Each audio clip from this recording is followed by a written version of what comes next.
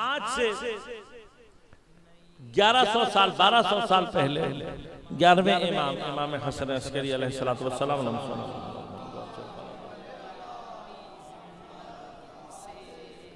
इमाम अलैहिस्सलातु वस्सलाम ने आज से 1100 साल पहले फरमाया कि अलामातुल मुमिन खम्स, मोमिन की 5 अलामतें हैं। फरमाया जो 5 अलामतें हैं मोमिन की, उनमें से एक फरमाया कि मोमिन अपने सीधे हाथ में अंगूठी पहने, और बाज़ रिवायत में अकीक का जिक्र भी मौजूद है। दूसरी अलामत यह है कि जब भी सजदा करेगा तो खाक पर सजदा करेगा। तीसरी अलामत यह है कि नमाजों में बिस्मिल्लाह क़िराअत में बिलजहर यानी ऊंची आवाज से पढ़ेगा।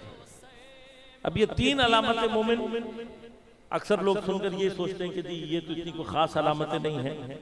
अजीज़ान मन, ये खास अलामतें इसलिए आपको महसूस नहीं हो रही कि आप शायद अभी ऐसे एनवायरनमेंट में मौजूद हैं कि जहां पर इनमें से कोई चीज़ आपके लिए खतरा नहीं बनी है, वरना अभी तक दुनिया में और हत्ता पाकिस्तान में ऐसे मकामात मौजूद हैं कि जहां पर आपकी हाथ में अंगूठी पहनना आपके लिए मुश्किलात का बायस बन जाता है, जहां पर खाक पर सजदा रखना मौत को दावत देने के बराबर है।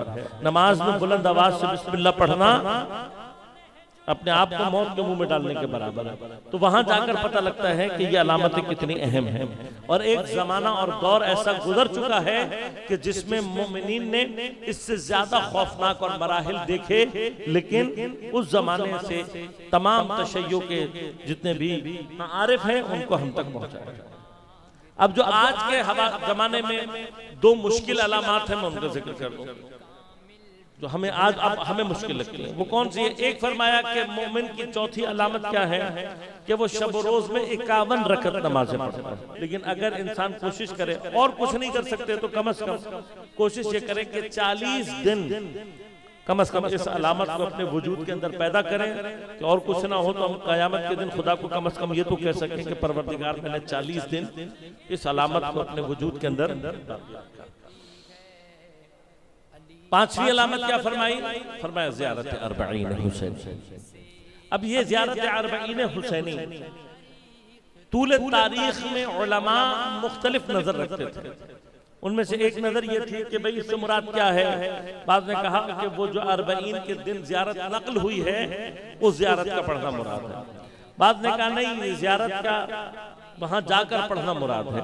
मुख्तलिफ लोगों ने मुख्तलिफ बातें बयान की, लेकिन इससे इमाम की मुराद क्या थी ये आप 1100 साल के बाद जाकर लोगों को समझ में आ रहा है कि वही ज़ियारत अर्बईन हुसैनी जिसको मोमिन की अलामत कहा है, इस वक्त दुनिया में तशय्यो और इस्लाम की कुव्वत बनकर उभरी है।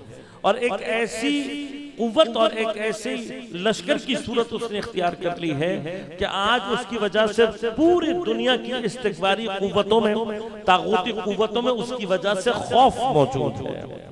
लिहाजा अब जो अर्बईन की, अब देखें कितने अरसे के बाद अब हमें समझ में आ रहा है कि उस जमाने में हमारे 11वें इमाम ने क्या कहा था और मुराद क्या थी। ऐसी कुव्वत बनकर सामने आ रहा है अर्बईन कि जिसने आज, मैं और ये बात ऐसे नहीं कह रहा, अर्बईन की इस कुव्वत का अंदाजा आप इससे लगाइए कि आज से तकरीबन 20-22 साल पहले किसी राइटर ने पाकिस्तान के अंदर, किसी और मसलक के राइटर ने बाकायदा आर्टिकल में अखबार के ये लिखा कि शिया जिस हुकूमत इलाहिया की बात करते हैं और अपने इमाम ज़मान के लिए वो कहते हैं कि जी वो आएंगे और हुकूमत बनाएंगे, तो कहाँ है उनके पास? ना कोई हुकूमत है जो उनकी सपोर्ट में है, ना कोई लश्कर है, ना ह्यूमन रिसोर्सेज है। तो अगर वो आ भी गए तो वो हुकूमत इलाहिया बनाएंगे कैसे? हमारी तरफ से कोई जवाब नहीं गया। लेकिन 20-22 साल के बाद खुद उसी के मसलक के एक और जर्नलिस्ट ने उसको जवाब दिया, कहा आपने 22 साल पहले पूछा था कि वो हुकूमत कहाँ है कि जो शियों के इमाम को सपोर्ट करेगी। तो अब जरा अपनी नजर घुमाकर देखो, आपको ईरान में भी हुकूमत नजर आएगी, आपको लबनान में भी लोग नजर आएंगे, आपको दुनिया में मुख्तलिफ मकामात पर इमाम को सपोर्ट करने वाले अफराद मिलेंगे। और ये जो आपने पूछा था कि मेहदी का लश्कर कहाँ है जिससे वो पूरी दुनिया के ऊपर जो है वो हुकूमत इलाही को कायम करेगा, का अगर मेहदी का लश्कर देखना है तो अरबईन हुसैनी में जाओ। एक मर्तबा नजफ से लेकर करबला तक जब तुम करोड़ों का लश्कर देखोगे जो लब्बैक या हुसैन और लब्बैक या मेहदी कहते हुए जा रहे होंगे, तब तुम्हें पता लगेगा कि मेहदी की कुव्वत क्या है और मेहदी का लश्कर क्या है।